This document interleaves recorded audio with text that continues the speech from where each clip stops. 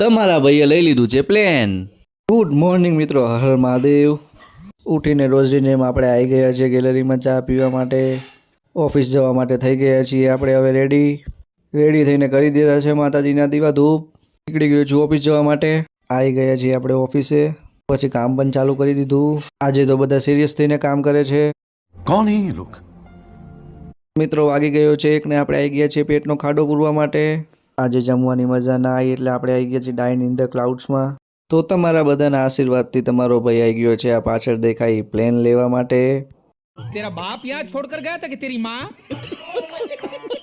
અરે ના ના ના મિત્રો, આ કોઈ પ્લેન નથી। આ છે સિલજ સર્કલ ઉપર આવેલી એક રેસ્ટોરન્ટ, જેનું નામ આ લોકોએ રાખ્યું છે ડાઇન ઇન ધ ક્લાઉડ, અને આની પૂરેપૂરી થીમ આપી છે એરોપ્લેન ઉપર। પાછા આવી ગયા છીએ ઓફિસ ઉપર। અહીંયા ચાલે છે કંઈક સિરિયસ ડિસ્કશન, ને આને જો આ મોઢામાં પેન લઈને સાંભળે છે।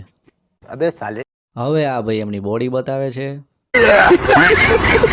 અને વાગી ગયા છે સાંજના 7, એટલે તમને તો ખબર જ છે મિત્રો તમારા ભાઈને ઘરે જવાની કેટલી જલ્દી હોય છે।